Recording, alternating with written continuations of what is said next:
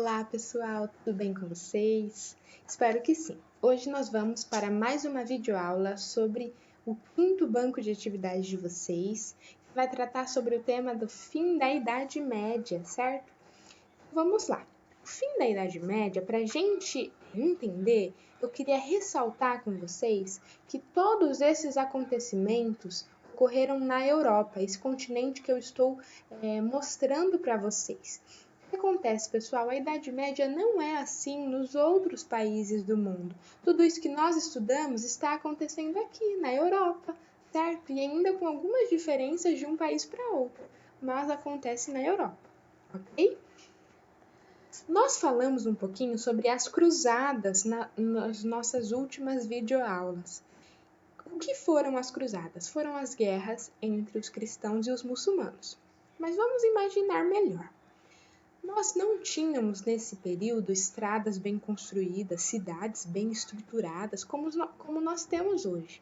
Então, haviam muitos territórios desabitados, desconhecidos, as pessoas tinham medo de fazer um caminho diferente, porque não tinham uma cidade, uma estrada, uma rua bem estruturada. Então, as cruzadas, que foram essas expedições que estão aparecendo aí para vocês, né? Os cristãos saíam daqui da Europa para guerrear com os muçulmanos por territórios importantes aqui, né? Então, eles acabaram fazendo caminhos diferentes. E esses caminhos, então, possibilitaram o conhecimento e o desenvolvimento de novas rotas, novos caminhos para comercializar. Você passa por novos territórios, você encontra novos povos, você também tem contato, né? Os próprios cristãos vieram de várias regiões da Europa, então você acaba tendo contato com outras pessoas e trocando conhecimentos, né? E essas cruzadas, então, proporcionam um aumento do comércio e desenvolvimento das cidades, porque as pessoas começavam a fazer viagens para comercializar, fazer feiras, cidades começaram a crescer nesse momento.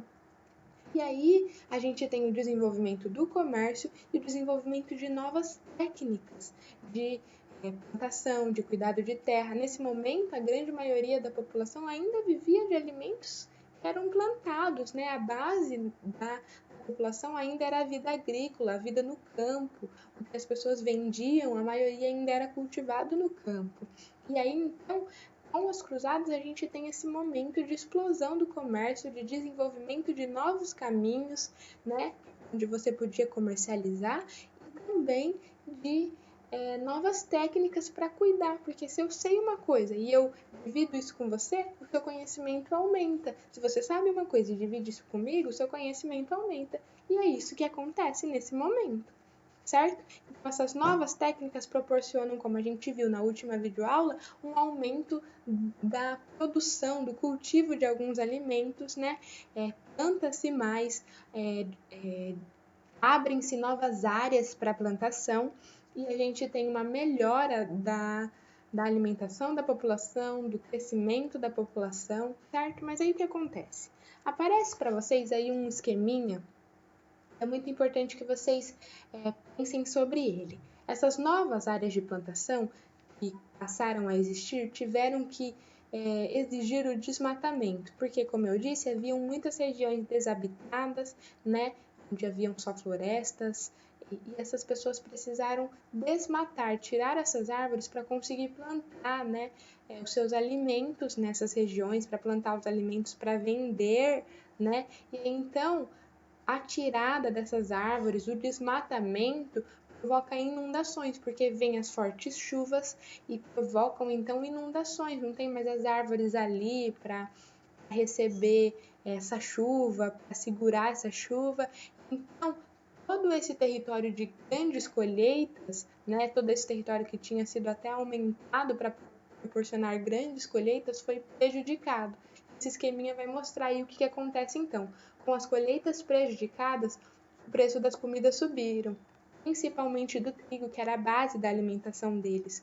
Então, o preço subindo, as pessoas não têm mais condições de comprar. Por que o preço sobe? Se tem menos produto, é mais caro. Aquilo que é mais exclusivo é mais caro. As famílias sem alimento, então, ficam com fome, subnutridas. Muitas famílias falta alimento na Europa nesse momento e acabam várias pessoas morrendo de fome. Então, olha só o que está acontecendo. Além disso, pessoal, a gente tem nesse momento, aqui como eu falei, é a Europa e esse continente aqui do lado é a Ásia. Chega na Europa, através da Ásia, uma doença conhecida como peste negra. Essa doença, na época, era letal, matava, porque a gente ainda não tinha o desenvolvimento, o conhecimento de como tratá-la. E ela era facilmente contagiosa, né? Ela passava de pessoa para pessoa muito facilmente. Então, nesse momento em que as cidades estão crescendo, aglomerando pessoas, né? As pessoas estavam comercializando mais e saindo para vender coisas. Essa doença então se espalha pela Europa rapidamente e mata cerca de 25 milhões de pessoas. Se a gente fosse contar a população toda da Europa nesse período, era de 75 milhões mais ou menos.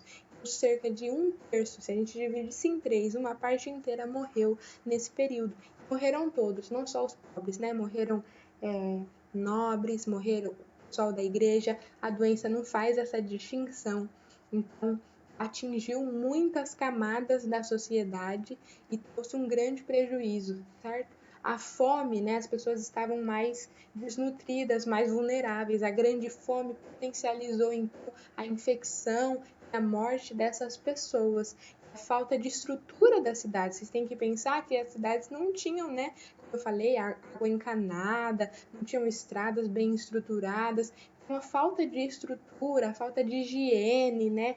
Essa população, porque não tinham chuveiros, as pessoas não tomavam banho sempre, não tinham o costume de estar sempre lavando as mãos. Tudo isso potencializou o contágio dessa doença e acentuou, então, esse contágio das pessoas e morte das pessoas. E a gente tem, então, um momento de grandes revoltas. Como estava acontecendo toda essa crise na Europa, a gente tem um momento de grandes revoltas. E aí o que acontece? Na cidade, as grandes revoltas vão acontecer como? Os trabalhadores estavam recebendo menos dinheiro, porque estava em crise, estava falta produtos para você comercializar, não só alimento, outras coisas que você poderia cultivar, está faltando para comercializar, então reduz o salário dos trabalhadores da cidade, isso provoca então a revolta dos trabalhadores da cidade, isso também provoca revoltas no campo, porque ainda existiam muitas pessoas vivendo no campo, a maioria das pessoas vivia no campo. E o que acontece? Os grandes senhores feudais eram os grandes donos de terra, então eles foram os mais prejudicados com toda a improdutividade das colheitas, com todo o prejuízo das colheitas, porque eles que eram donos das terras que cultivavam esses produtos que eram comercializados. Então eles foram grandemente prejudicados e para tentar amenizar esse prejuízo, eles então começaram a querer cobrar novas taxas dos camponeses. E os camponeses não gostaram disso, então também fizeram revoltas. Então a gente tem um momento de grande crise na Europa, grande fome, peste negra e grandes revoltas por conta da crise econômica que tanto a fome quanto a peste trouxeram. Então esse é o primeiro momento, esse é o primeiro cenário que vocês precisam guardar na mente de vocês. Certo? A Europa sai de um grande crescimento econômico, desenvolvimento, que é o que a gente chama de renascimento comercial e urbano, o nascimento das cidades, que vocês estudaram na última videoaula e no último bloco de atividades, e agora passa por um momento de grande crise, né? Então, é isso, pessoal. Eu espero que vocês tenham conseguido entender essa grande mudança no cenário e a gente vai conversar um pouquinho no próximo vídeo sobre isso. Um beijo. Espero que isso ajude vocês a realizarem os exercícios e se saírem da melhor forma, ok? Beijão!